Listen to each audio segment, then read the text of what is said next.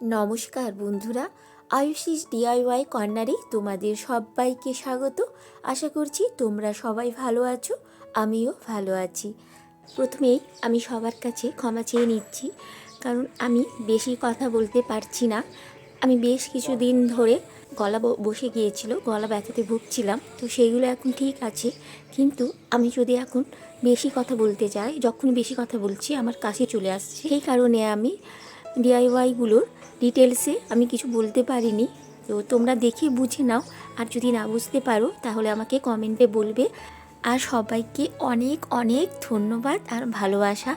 আমার চ্যানেলটি নতুন, তবুও তোমরা আমাকে অনেক সাপোর্ট করো, আর তোমাদের এত ভালো ভালো কমেন্ট আমাকে সত্যি নতুন নতুন ভিডিও করার জন্য অনেক অনুপ্রেরণা দেয়।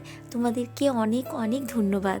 আমি আমার একটা বেডরুমের জানালার পাশের ছোট্ট স্পেসকে কিভাবে আমার হাতের বানানো জিনিস দিয়ে রাঙিয়ে তুলেছি, সেটাই তোমাদের কাছে শেয়ার করব।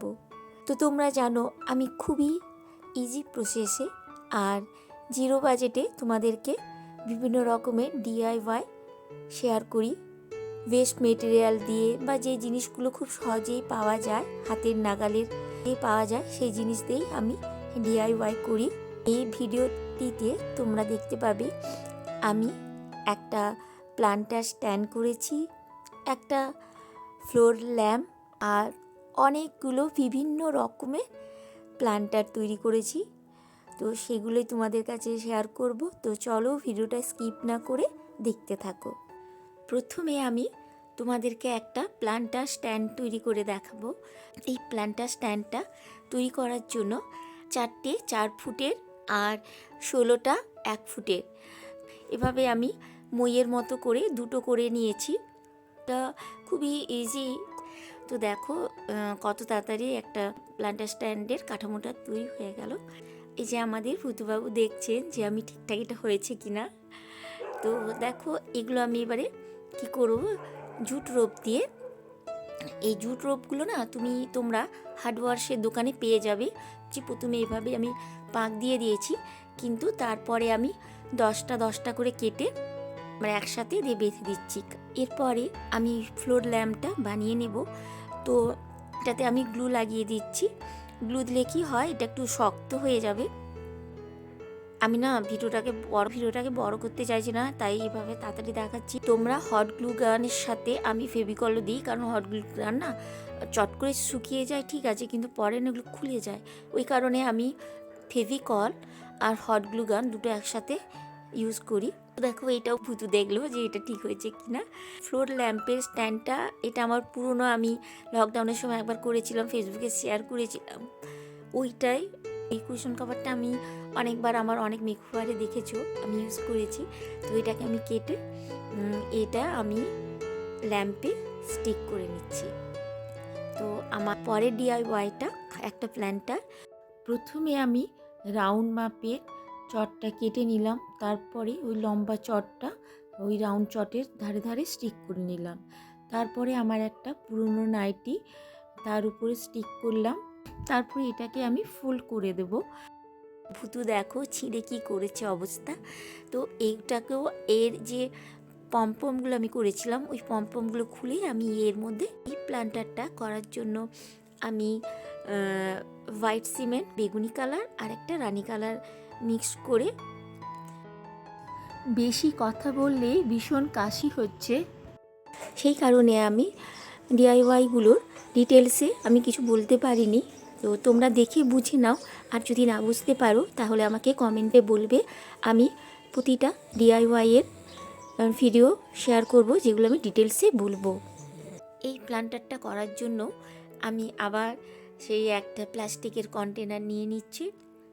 তো দেখতে পাচ্ছ এগুলোতে কিন্তু কোনো খরচ হচ্ছে না। যে জিনিসগুলো আমরা ফেলে দিই সাধারণত, সেই জিনিসগুলো দিয়েই কিন্তু আমি আমার ডিআইওয়াইগুলো তৈরি করছি।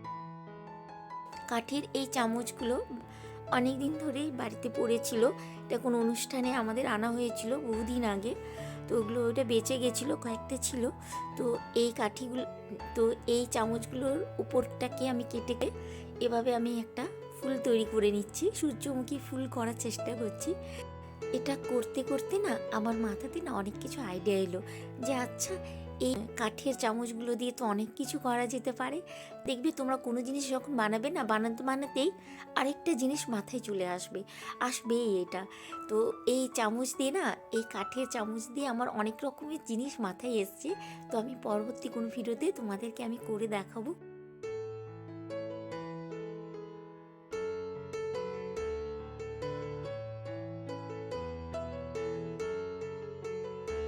এই প্ল্যান্টারটাও করেছি দেখো আমি একটা ওই প্লাস্টিক কন্টেনার দিয়ে।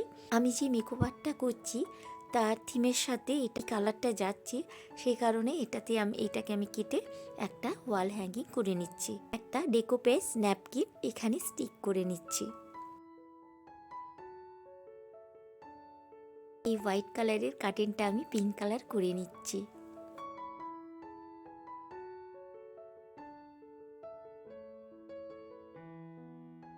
চলো এবার এই ছোট্ট জায়গাটাকে আমরা রাঙিয়ে দিই।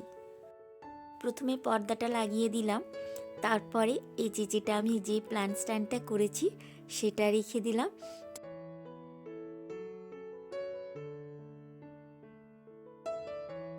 আমার কাছে না রঙের একটা ভান্ডার আছে।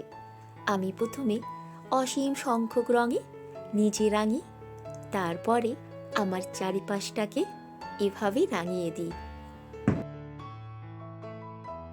এখানে আমি একটা হ্যাঙ্গিং সেলফ করে নিচ্ছি, আর এর ওপরে আমার হাতের তৈরি প্ল্যান্টারগুলোর মধ্যে গাছ রেখে এভাবে আমি সাজিয়ে দিচ্ছি।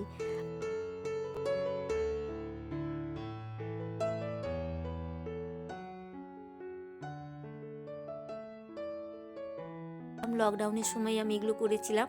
এগুলো কার্ডবোর্ডগুলোকে রাউন্ড রাউন্ড কেটে তার মধ্যে চটগুলোকে স্টিক করে এভাবে এঁকে নিয়েছিলাম। আমি তো আঁকতে পারি না, এই কারণে এইভাবে একটা বাচ্চাদের মতো আঁকা। চলো এবার ফাইনাল রিভিলটা দেখে নিই।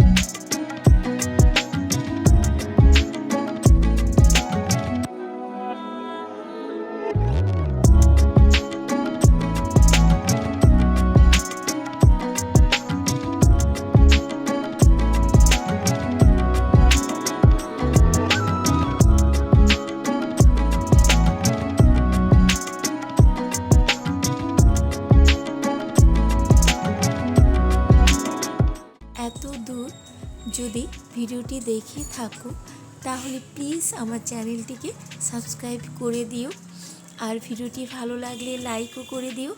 যারা এই ধরনের ভিডিও দেখতে ভালোবাসে সেই সকল বন্ধুদের কাছে আমার এই ভিডিওটি শেয়ার করতেও পারো। পাশে থাকা বেল আইকনটিকে প্রেস করে রেখো, যাতে আমি যখন কোনো নতুন ভিডিও শেয়ার করব তোমরা সাথে সাথে তার নোটিফিকেশন পেয়ে যাবে। আজকের জন্য এটুকুই, আবার খুব তাড়াতাড়ি নতুন ভিডিওতে তোমাদের সাথে আমার দেখা হচ্ছে। সবাই ভালো থাকবে।